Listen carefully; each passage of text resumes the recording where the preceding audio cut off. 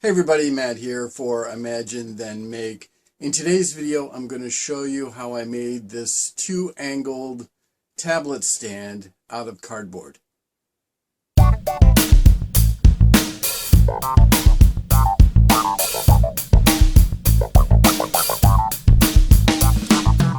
In order to decide what the profile for the tablet stand needed to be, I opened up LibreCAD and started experimenting with some basic ideas. I knew I wanted a nice deep shelf on both sides because the tablet is always in its protective case, and that case really adds a lot of thickness to the tablet.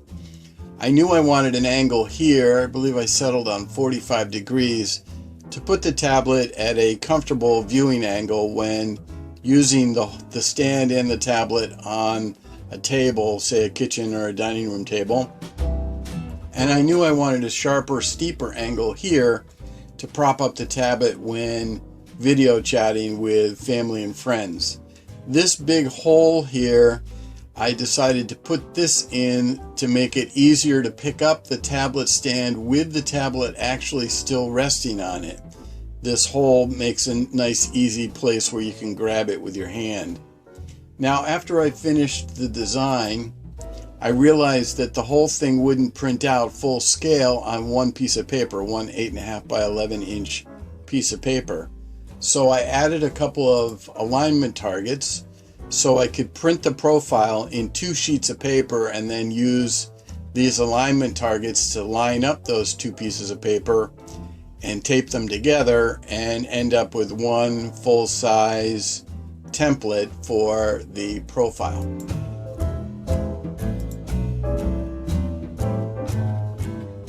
So here's the final profile printed out on the 2 pieces of paper, aligned and then taped together. Next, I used some Super 77 spray adhesive just to glue the profiles down onto some cardboard. I'm using corrugated cardboard from a flat screen TV box. If you follow my channel at all, you've seen me use this particular kind of cardboard before. It's a little thicker and it's also stiffer, so I like to build with it. So with the paper profiles glued down on the cardboard, I just took the metal ruler portion out of a combination square and used that to guide my utility knife that has a nice sharp new blade installed.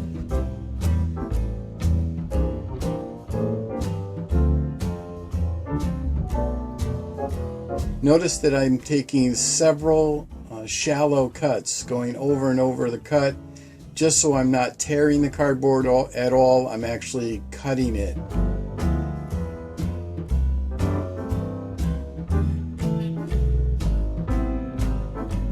When you use a ruler like this with a nice sharp blade in your utility knife, I found that it was pretty easy to make some really accurate cuts, which of course is what I was going for.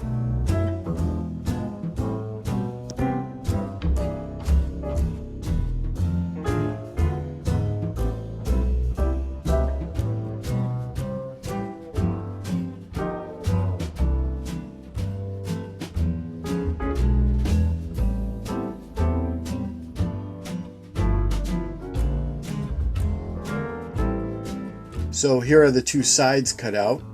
Here I'm gluing each side back down on another layer of cardboard. I just want to make the sides thicker. Now it's time to trim the excess cardboard from both of the sides. You can see here I'm using a Japanese style pole saw that I actually bought from Harbor Freight. I'm using the finer tooth side of the blade. I actually like this saw a lot and use it in a lot of my work. Also notice that I'm using a 25-pound dumbbell just to try and hold everything down to the bench. I really like using dead weight to hold things in place as opposed to using clamps. For the other side, you can see that I switch back over to my utility knife.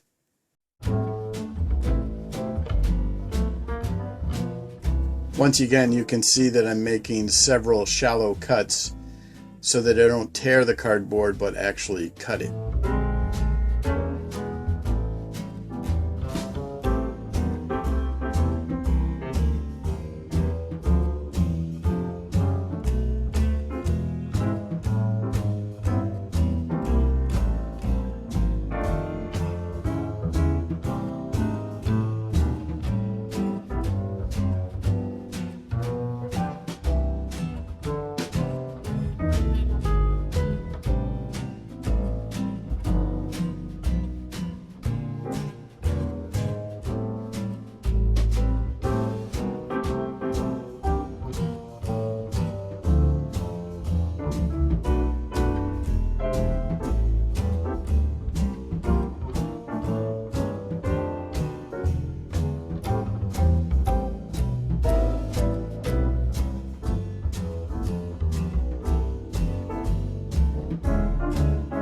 Time to start working on the base.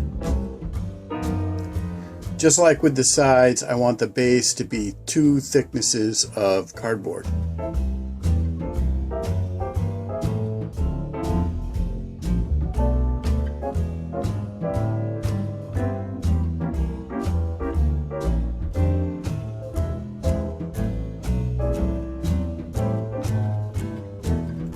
Notice here that I used the utility knife to score where the cut needs to happen. It sort of makes a small kerf on the cut line, and then I switch over to the Japanese style pull saw to finish the cut.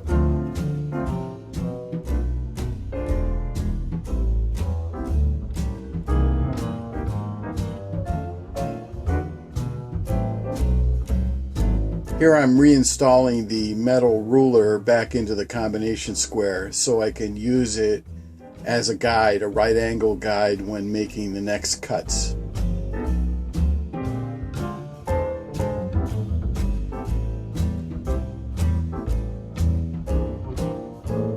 Here you can see I've gone back to using the 25-pound dumbbell, this time on top of a piece of pine, just so I don't damage the cardboard underneath.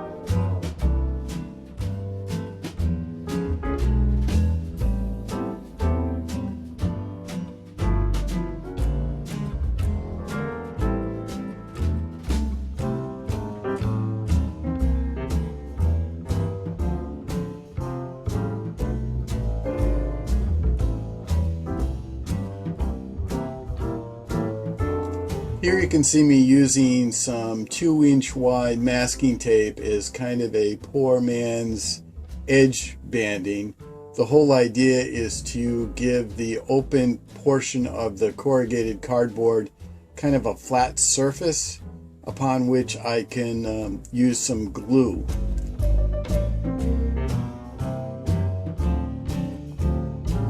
If I had to do it over again, I would not do this. I would not use masking tape here. Instead, I would glue on some chipboard, which is fairly thin, stiff cardboard. The kind of cardboard that you find on the back of notepads.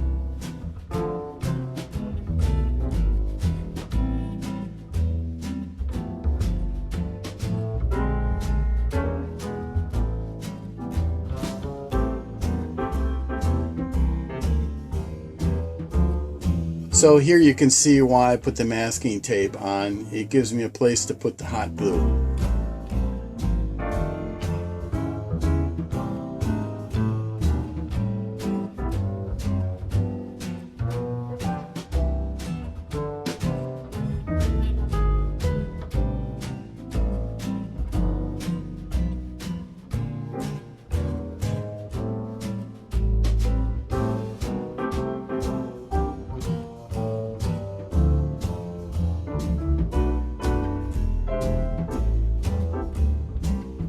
Off camera, I made the next panel to go into the stand using all the same techniques I've already shown.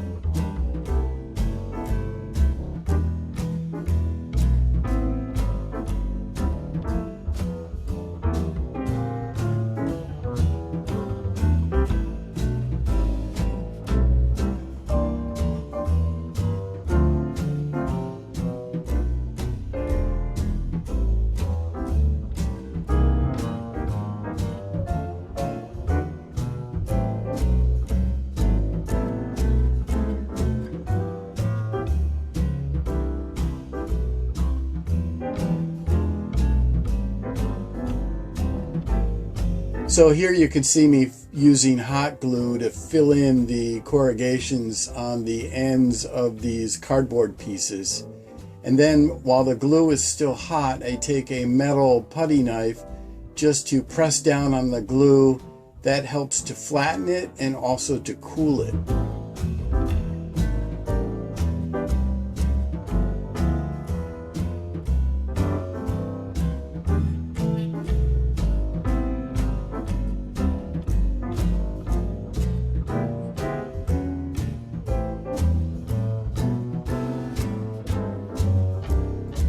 Here I'm using another copy of the paper template to mark where the large hole needs to be drilled.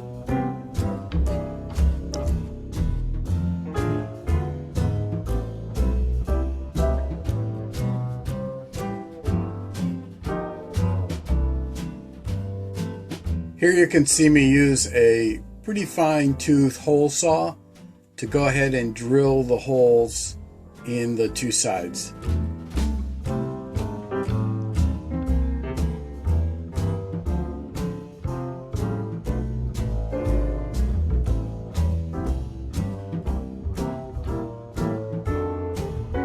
So as you can see, this hole saw makes a reasonably clean cut in the cardboard. So off camera, I cut some more support pieces for the front and back edges.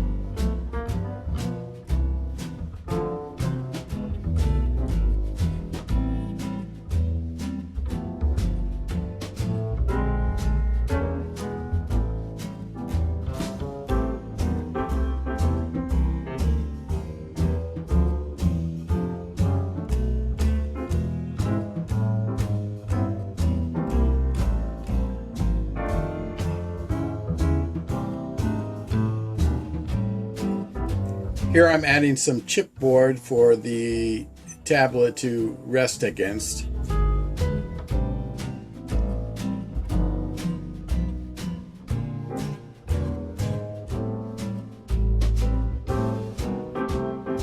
Gluing in some more support blocks.